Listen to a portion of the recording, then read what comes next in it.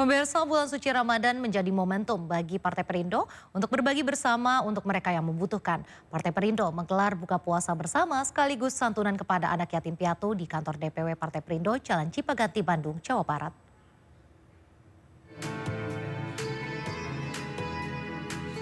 Di bulan suci Ramadan, DPW Partai Perindo Jawa Barat rutin menebar kebaikan kepada sesama. Salah satunya melalui program buka puasa bersama dan santunan kepada anak yatim piatu. Kegiatan yang turut dihadiri PLT Ketua DPW Partai Perindo Jawa Barat, Ferry Kurnia Rizkiansyah ini, sekaligus sebagai ajang konsolidasi dan mempererat silaturahmi antar kader Partai Perindo.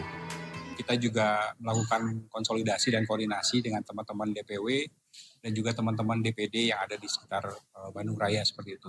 Jadi ini yang memang kita akan upayakan kumpul dengan teman-teman yang ada di Jawa Barat ini dan sekaligus kita buka puasa bersama dan memberikan santunan kepada anak-anak yatim.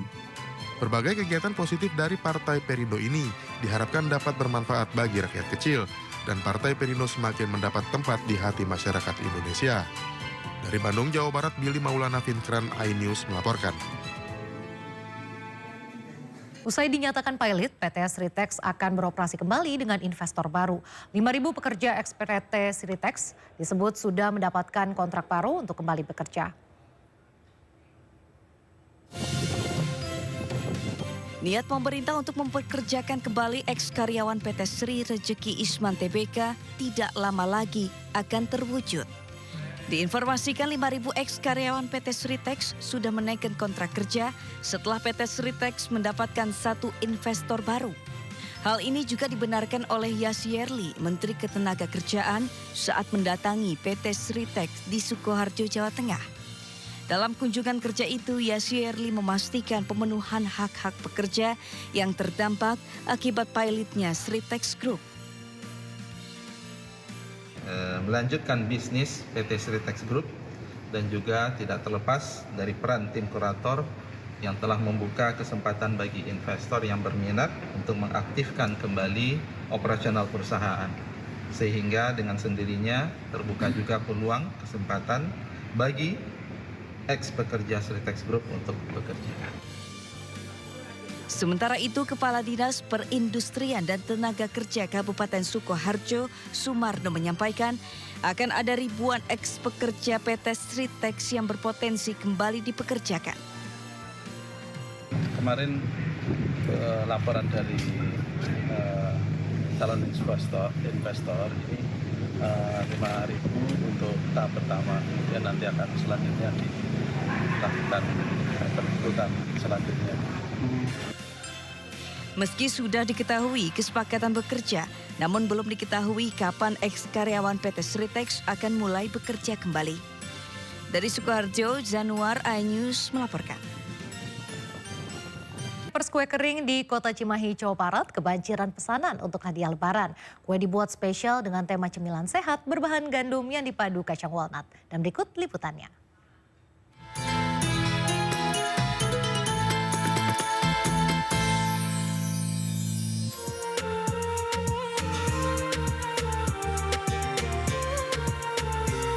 Mendekati Lebaran, industri rumahan hampers kue kering di Kota Cimahi, Jawa Barat mulai kebanjiran pesanan. Beragam model hampers yang unik ditambah cita rasa kue yang lezat, sukses memikat hati para pembeli. Inilah hampers-hampers hasil kreasi ibu muda bernama Yuliawati. Beragam model hampers lengkap dengan pernak-pernik hiasannya tampil ciamik sebagai bingkisan di hari Lebaran. Selain cantik, hampers ini terbilang ramah lingkungan karena tidak sekali buang. Bahannya yang awet dan bisa dimanfaatkan sebagai tempat lainnya. Yuli menyuguhkan kue spesial dengan tema cemilan sehat, yakni kue berbahan dasar gandum dipadukan dengan kacang walnut yang kaya akan antioksidan. Pasti buat rekanan di kantor suka nyarinya dari sini dan mereka juga suka request, ih lucu. Kemudian saya juga suka ngirimnya keluar pulau karena pasti belinya di sini tiap tahun. Pada momen Ramadan ini, Yuli dibanjiri pesanan hampers yang meningkat hingga 50% dibanding hari biasa. Jadi sebelum kejual biasa yang langganan udah tiap tahun, saya tuh pagi sama malam live TikTok yang nontonnya tuh hampir di atas 1.000 orang. Udah gitu mereka itu bukan beli pas untuk lebaran. Jadi beli saat itu dia nonton, saat itu dia beli dan kirim hari itu. Jadi kita tuh memang spesialnya kirimnya lewat paksel ya, berapa nyebutin. Karena aman gitu. Bagi Anda yang berminat, hampers buatan Yuli ini dibanderol mulai dari Rp150.000 hingga Rp2 juta. Dari Cimahi, Jawa Barat, Yuwono Ayus melaporkan.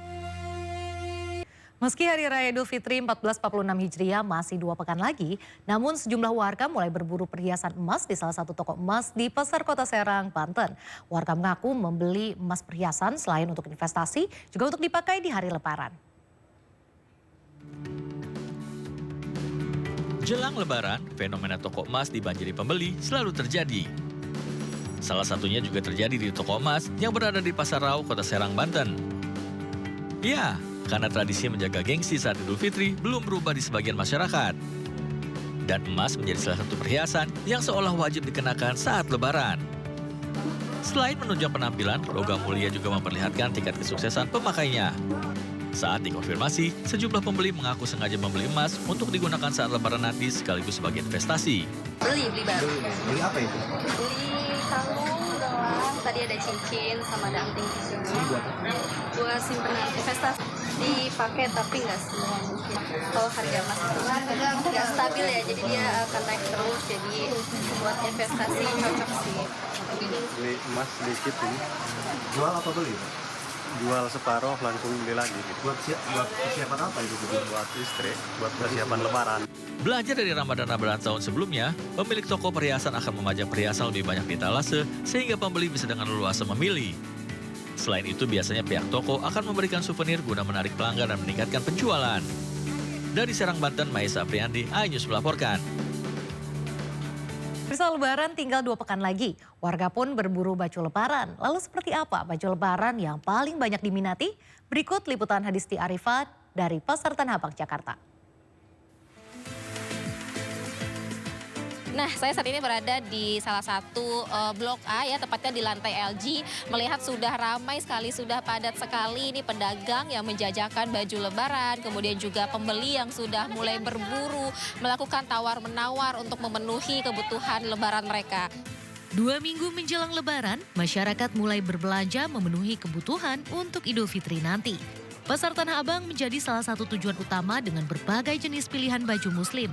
Salah satu yang paling diminati adalah gamis wanita jenis katun bordir bolong dengan kisaran harga Rp200.000.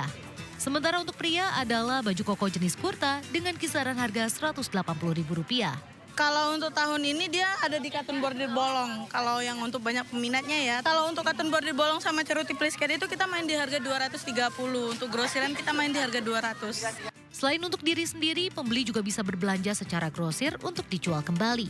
Mereka memilih berbelanja di Pasar Tanah Abang ini lantaran dinilai lengkap dan beragam, serta harga yang ditawarkan pun cukup terjangkau. Model terbaru? Iya. Iya, baju muslim gamis. Ya agak lebih murah, banyak pilihan. Dari Jakarta, tim Liputan iNews melaporkan.